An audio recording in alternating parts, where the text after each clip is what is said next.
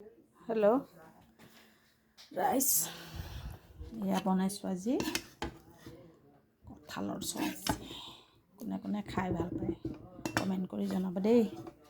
তাৰপিছত বনাইছোঁ ডিম আমলেট, তাৰপৰা বনাইছোঁ আলু ভাজি, তাৰপৰা আছে এয়া ভাত, তাৰপিছত কালি ৰাতিপুৱাৰ কাৰণে মটৰ তিয়াই থৈছোঁ। তাৰপিছত আছে আপোনাৰ এয়া গৰু গাখীৰ।